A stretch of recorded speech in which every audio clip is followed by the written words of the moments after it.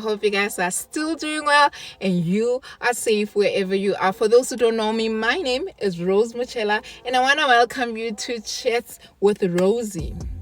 I want to talk to you guys about the subtleness of toxicity and also or how to have a positive outlook after being in a toxic environment or toxic relationship. I want to ask you a question. Have you ever witnessed someone who has been in a toxic relationship or toxic environment and you became a little bit impatient with them and you start asking yourself, why would this person allow themselves to go through this? Why don't they leave? No need for you to feel bad about it because I have been guilty of that. And for me, I've been on the other side as well, whereby people have judged me and asked me why I don't leave a toxic environment. But I want to unpack it this way. Sometimes toxicity can be very subtle, that you're not even aware that you're in a toxic relationship or environment. Let me make an example. Let's say you have a boiling water in a pot and you take a frog. And when you put this frog, the first instinct that it will have is to jump out, probably because of the hot temperature of the water, right? But let's say you have a pot that has cold water still on the stove, but the stove is switched off. When you take this frog and put it in the pot, it will not jump out. Why? Because this is the temperature that it's used to. Therefore, it does not see any difference. It feels at home. It feels safe. But let's say now you start switching on the stove and you start increasing the temperature of the heat slowly. By so doing, you will be manipulating this frog. So it will not even notice that the temperature is getting higher. By the time it notices that the water is hot, it will be too late for it. This can be the case with a person who is in a toxic relationship or a toxic environment. Sometimes they enter into an environment and they are receiving love, respect, anything that they wanted, and few years down the line, they end up experiencing toxicity. And even in the midst of that toxic situation, they might not even be aware of it because of how the events display themselves. Let me use an example. You look for a job in a good firm, and everything or every demand that you had during your interview, it's been given. The bonuses, the increases, the respect, the professionalism, everything is being catered for. But after 5 years, all of a sudden you don't receive properly your bonuses. You are given a reason that the economy and inflation, you are understanding. Next thing, 2 years down the line, they cut off the increases. Now it's starting to impact you, but they still tell you, no, we're just waiting to see how things unfold. As soon as the company does enough profit, we promise you that you will be compensated. By the time you realize it, it will be too late. You've got responsibilities that you need to take care of.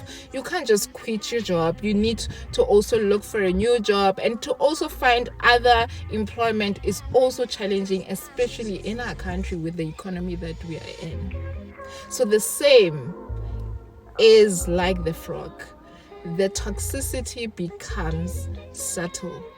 So for you, a person who's looking from the outside, you might be frustrated, thinking, why would this person allow themselves to go through this?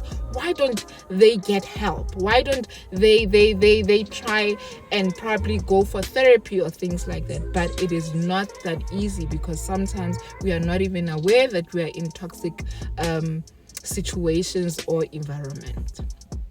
For those who know me on a personal level would know that I have a fair share of challenges that I've faced in life. And some would say I was in a toxic environment, right? But I did not even get out immediately, probably because I was also not aware. But as soon as I got out of the situation, I actually started realizing, yay, The situation was hectic more than I could imagine. Someone might be asking themselves, Rose, you say you've been in toxic environments before or toxic situations. How come you still maintain to have a positive outlook when it comes to life? I'm gonna make another analogy about the frog. One person once told me that a group of frogs were going up the hill. As these frogs were going up the mountain, the weather was changing. It was raining, it was snowing, it was windy, it was scorching hot, and the other frogs kept on complaining. And as they complained with this negativity, the other frogs became discouraged and they eventually gave up. But at the top of the mountain, only one frog made it.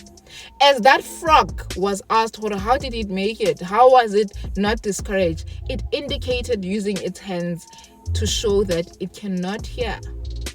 So the reason why this frog was able to make it up the hill is because it did not hear the discouragement or the negativity of the other frogs. That's how it made it. What lesson did I draw from this analogy? Is that I will always be surrounded by negativity.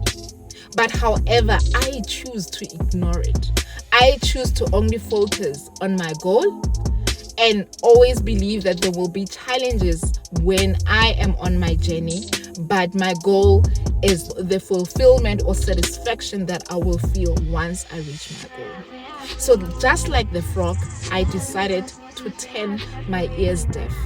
I have no space for negativity.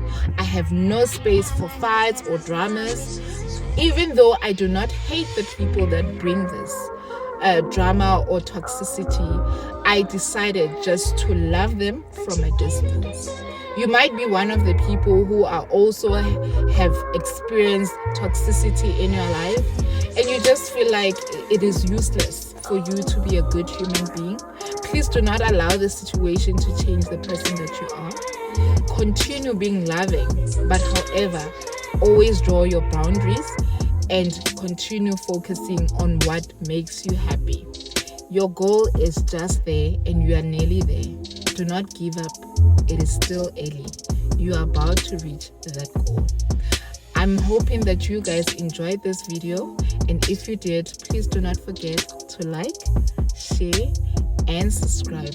For now, I still love you.